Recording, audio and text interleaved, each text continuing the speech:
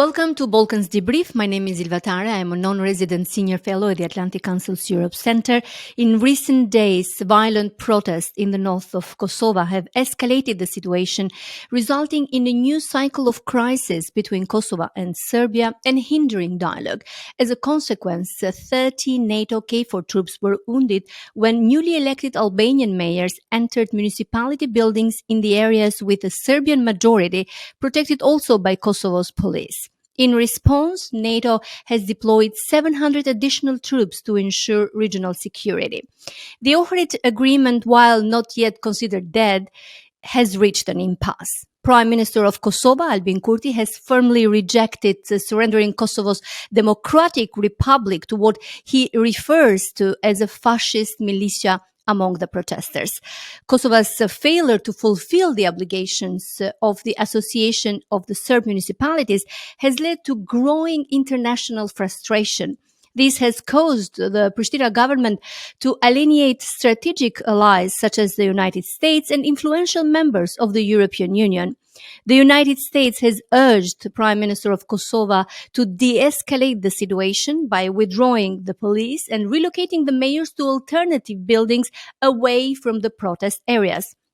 Secretary Blinken also has called on Serbia to lower the security status of Serbian armed forces.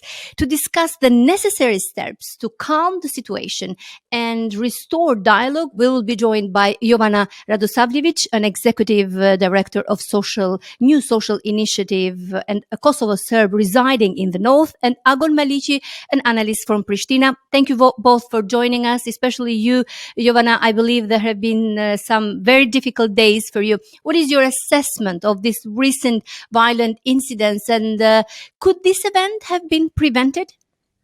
Thank you so much for the opportunity to speak today.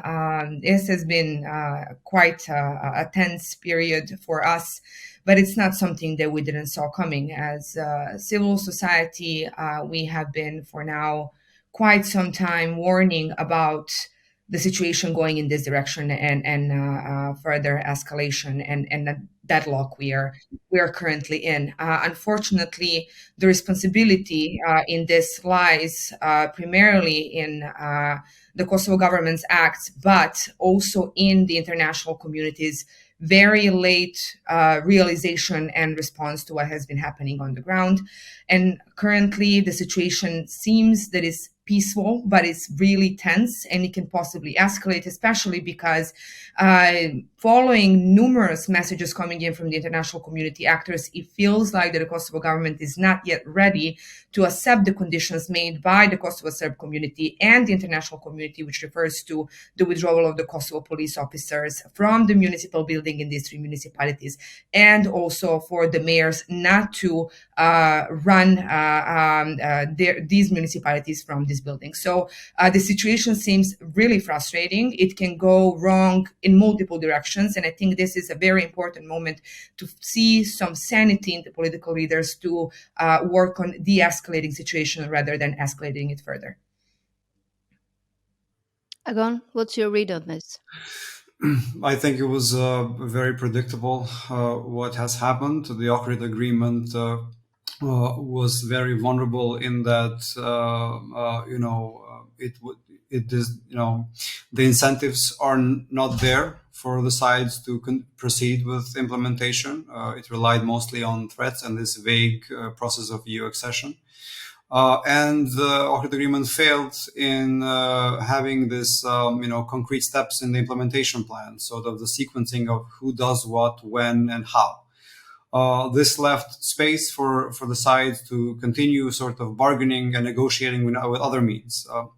Let's not forget, this effectively started with Serbia withdrawing the Serbs from all the institutions in the north, including the security institutions and the courts and the police and the mayors, which led to these new elections in the north.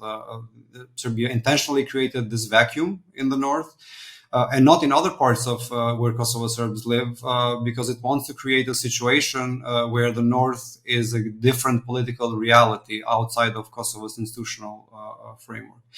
In this context, the Kosovo institutions, held the elections supported by the international community. The new mayors were recognized. However, the government did not coordinate with allies on sort of this process of installing them in the north.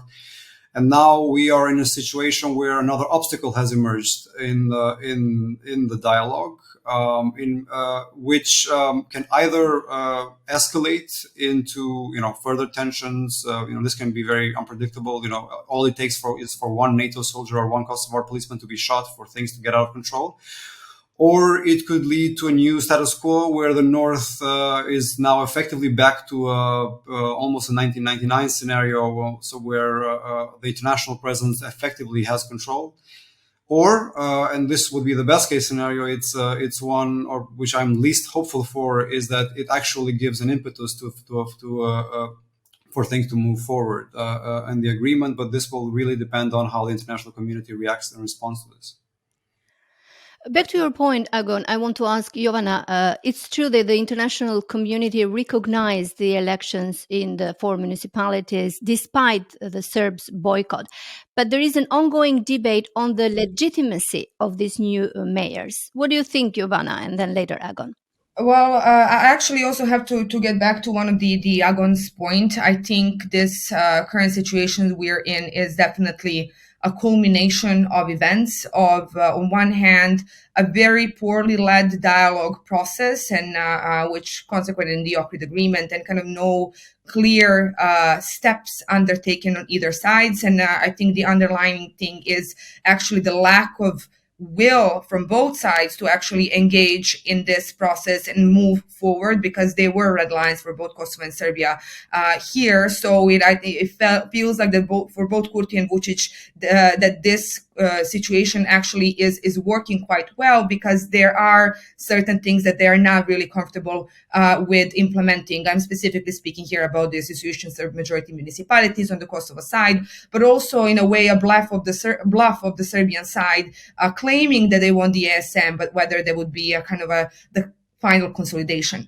Also leads me to kind of this problem that has been developing on the ground, and the reason of the withdrawal from the institutions. The additional problem of the dialogue process is really that it neglected and denied the actual triggers on the ground that in the meantime escalated, and the new crises that have been created. And they were a result of the unilateral decisions coming in specifically from the Kosovo government. I mean, I can list it now, but there is quite a large number of things that have been happening, from banning of the Serbian election, Serbian referendum, the reciprocity measure done in a very inconstructive way, the actual deployment of the special units of the Kosovo police way before the Kosovo Serbs left the Kosovo police. So this all, and many other things, with, of course, the very polarizing narrative of characterizing the North and Kosovo Serbs as a criminal gang and North being a criminal hub. So there has been this disattachment from the local community of Kosovo institutions, no trust whatsoever on this level, both in both directions, that led to the final moment of the 5th of November when Kosovo Serbs left the institutions. This is something that actually came grassroots. It is just that in this specific case, it was the first time that the interest of Belgrade aligned with the interest of the local community, and Belgrade gave it the green light. Now we are in a much more complex situation than we were ever before. The elections, they were legal, and this is what we heard also the international community confirming, but the legitimacy is a huge issue here. We had less than 3.5% of the community that voted, no Serbs basically participating either as candidates or as voters, completely ignoring the process. And it is the Kosovo Serb genuinely ignored these elections, because, and that would be the case possibly until the moment when the demands were met, and which is related to the progress on the ASM, but also with, regarding the withdrawal of the special units of the Kosovo police. Since there was no progress there was no will of the Kosovo Serbs to participate. And again, I really need to emphasize, just a second, a growing dissatisfaction of the local community with Belgrade regarding the whole process. So we have now a culmination since last Friday, where the mayors even though there was a strong advice from the international community and mainly American ambassadors saying that these mayors should not be using these buildings if there are no peaceful conditions for it, they still went in and decided to take them over violently. These three buildings in these three municipalities are problematic, not in North Mitrovica, just because they're used for both Serbian and Kosovo institutions, which prevents now the Serbian administration employees to actually go to work. Sorry. Agon, I promise I'll come back to the legitimacy issue, but I want to continue to push Jovana on what she mentioned, the boycott. Why did Serbs boycott the elections? And would new elections be a possible compromise? As I was saying before, this is a culmination of events and the feeling of hostility coming in from Pristina. Of course, I have to also put the blame on official Belgrade and the media coming in from Serbia in feeding this a certain feeling of things going in a different direction. So it is the people feel that they are very much left alone, that they are not welcomed by Kosovo, but they are also betrayed by Belgrade. And the fact that this taking over of the buildings by the mayors with the special police is happened on the day, on the 26th of May, when most of the Srpska Lista Serbs are actually thousands of them in Belgrade rally organized by the ruling party. So there is this enormous frustration by the local community with the fact that they were feeling left alone, and that, that there is an actual this feeling within community that this is a deal between Kurti and Vučić. And it's so really hard to now address these narratives because it is becoming extremely emotional, extremely irrational. People are feeling like there is nothing else that they can lose. And when it comes to from the Kosovo Serb perspective, for them, this is a moment when they say, okay, we're going all in. Like there's nothing left to lose. We can do this for months, but we are going to try to salvage what we have left out of the system as we know it. New elections would it calm down the situation, or the immediate things that needs to happen that needs to happen is the fact that we have the Kosovo police withdrawn from these institutions. That's one thing, and the mayors for actually doing their work from other locations, in alternative buildings, not in the current building. Yes, and not in these buildings, like in the buildings where they actually swore an oath. And additional thing that would be a condition for Serbs to take part in the elections is the complete withdrawal of the special units of the Kosovo police that are permanently deployed in the north, and an actual progress regarding the association of Serb majority municipalities, which doesn't seem likely at this point. Let's start with the legitimacy issue that we were discussing. Yeah, what's your view on that? It's clear that the new mayors are legal, but they lack political legitimacy. With that kind of a turnout, that is not put into doubt. It is not a normal situation. However, many things in the north are not normal. And I think this is now, why this status quo in the north is unsustainable, because there is effectively no institutional order, no security presence, formal, and there is a complete domination of paralegal structures controlled by Serbia, elements from Russia, organized crime. I agree with Jovana. Not all of that, not all of the Serbs protesting there are part of that. There's a lot of local grievances and local communities unhappy with the government in Pristina over this. But this really just illustrates how much this issue, just like the license plates in the past, constantly become distractions for the bigger picture and the bigger issues, which is that the normalization agreement has to be reached soon, as fast as possible, because we will continuously have these kind of problems emerge in a non-normal situation, where the sides will continue to take unilateral steps to shift the reality on the ground on their side. It is absolutely not normal for Serbia to keep the north of Kosovo as hostage, as a sort of a bargaining chip for its negotiations with the West, with Kosovo, and also to keep Kosovo Serbs hostage. They have lost agency in this entire process. While there should be found some ways to de-escalate the situation and return all of this to the political process, I think there needs to be a new normalcy also in the north. That new normalcy should include eradicating and removing all of the structures and elements in the north that are violently assaulting NATO troops, that are violently attacking journalists. We've had tens of journalists from Kosovo Albanian community being regularly attacked. This cannot be a normal situation. So I think de-escalation has to be multi-dimensional. And it needs to move fast into the big political questions, because, these are just distractions. And it's unfortunate that the government in Kosovo chose this method at this point, at a moment when the pressure was started to clearly be directed toward Vučić and toward Serbia to finalize an agreement, in opening up an issue that kind of drove a wedge between Kosovo and its allies. I'll ask you about the implication that Kosovo may have, considering the international stance against the decision to send the newly elected mayors and the police there, Agon. But first, I want to ask Jovana, who are the protesters? And does Kurti have a point when he calls them militia and fascist militia? What's your opinion on that? I think that is a very, very wrong approach, and is not really bringing us any closer. When you look at the people there, they're mainly local community people, regular people from Zvečan, Zubin, Potog, Leposević, and Mitrovica, who are there in the support. If there are different elements of it, possibly, I don't know. But what happens is that we have a complete situation of complete loss of control and the credibility of Srpska list in this process. And I really need to underline that.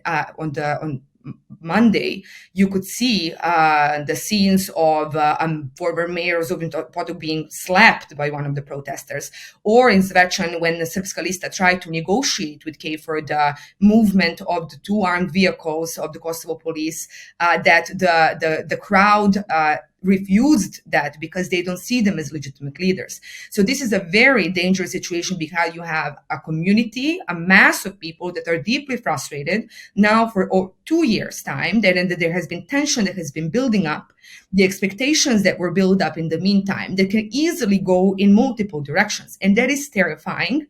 And no surprise that there are attacks on journalists. I have to emphasize, I'm not in any way supporting any of this, but I'm not surprised to see that people, and these are not attacks on journalists because they're journalists. This is an ethnically motivated attacks. It really shows the state where the communities are currently positioned in. So that's why you see this ridiculous symbols all over, attacks on journalists, and possibilities that these can further escalate and go in multiple directions. What is really unfortunate in this situation is the lack of will coming in from the Kosovo Prime Minister to actually listen to the demands that are, interestingly enough, the same coming in from the Serb community and the international community. Those two conditions are the same, that he's still refusing hiding behind the rule of law and hiding behind the KFOR soldiers who are now protecting Kosovo police, who are snuck in the buildings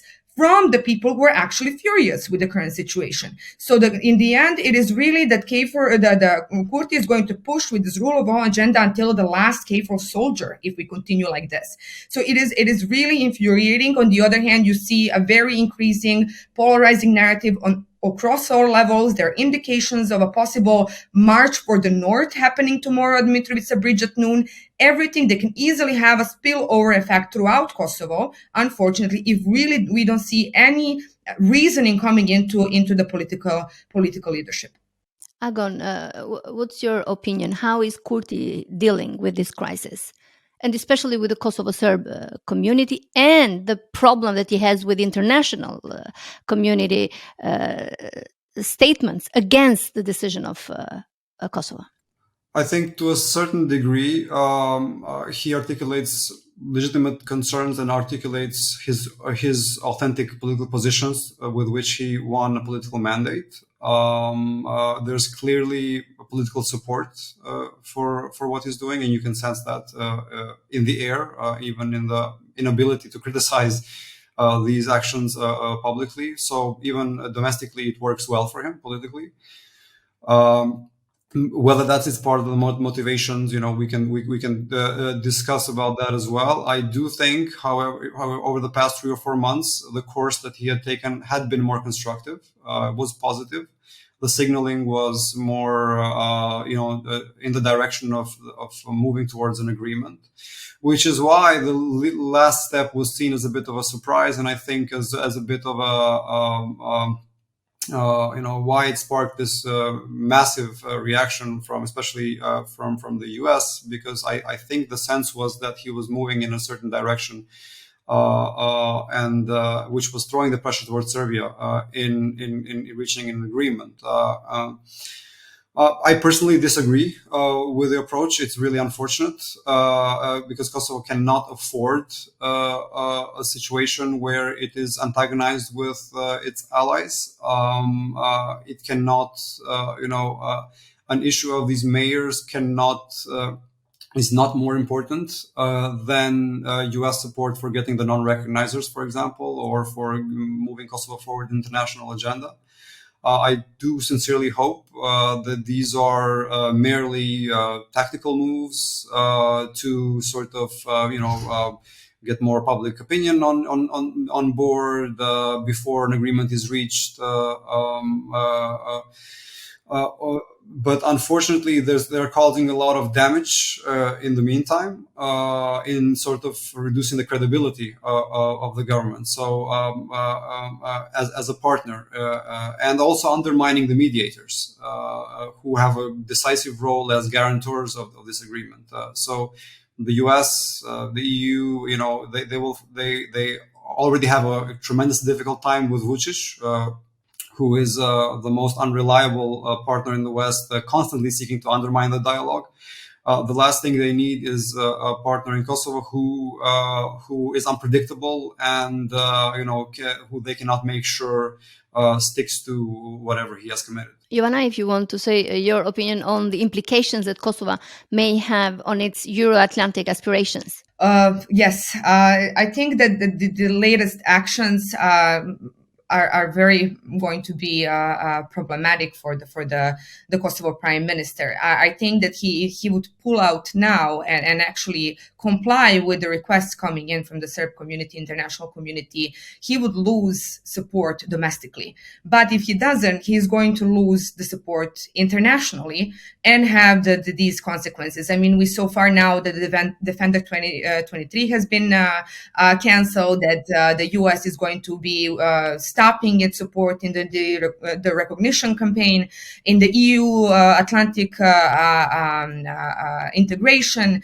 And then there are also indications of the EU and other individual actors considering certain more radical steps, like even reconsidering the support for the visa liberalization, IPA funds, and so on. So it really is going to be seen over time how far the international community is going to go in trying to push Kurti into actually complying with these requests. And then that will, on the long run, actually affect Kosovo's Kurti's support domestically. But I think when we get out of this, however that is, the damage that has been done is something that is actually going to be requiring a lot of attention from everyone, because this trust that has been broken between the community and the Kosovo government is going to be very difficult to repair. And especially, first of all, after these actions, if the confidence building actions mean that there are deployed long barrel guns, this is not a way of community feeling welcome, that's for sure. It radicalizes them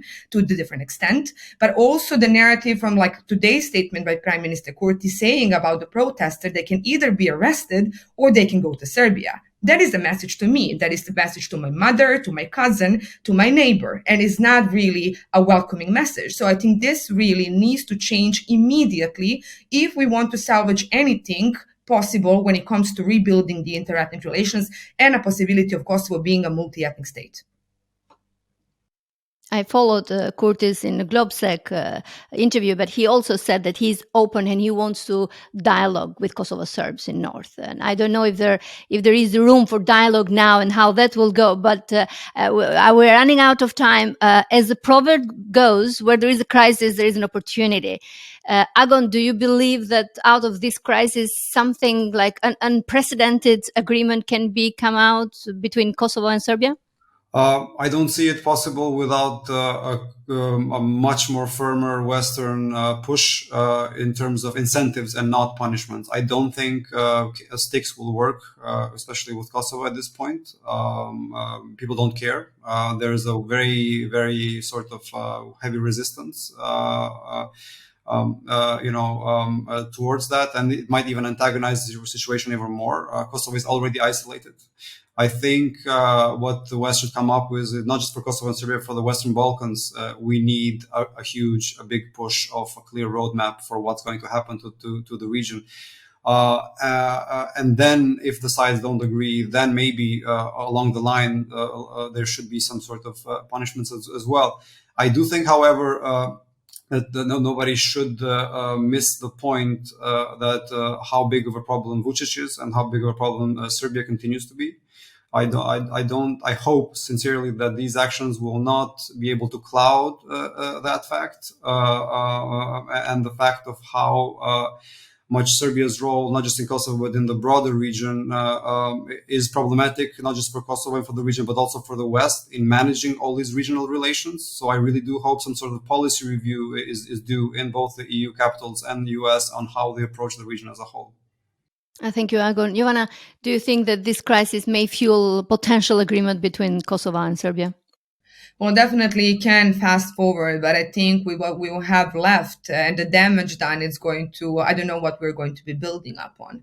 And this is really something that terrifies me as a Kosovo Serb and a person who lives in Kosovo. It really, I have heard several comments and observations of people of comparing this to 2004, like right before the 2008, when the situation, the frustration of the Kosovo Albanian community was really physically visible, that it actually fast forwarded the whole declaration of the independence. So I'm just afraid that people seeing this comparison is really not seeing this as a way to go further. I think that by tearing things down to rebuild, I don't think I'm not sure if there's going to be anything to rebuild after. So this is for me definitely a wrong approach, and definitely that we are in the most difficult situation currently when it comes to the Serbian president and the Kosovo prime minister, who have really shown very much an increased lack of constructiveness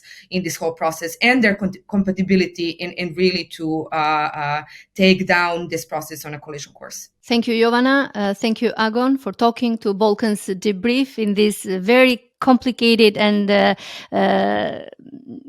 difficult days that you are living there. Thank you very much. Thank you for watching us. You can also be part of our conversation by joining us at AC Europe on Twitter. Thank you.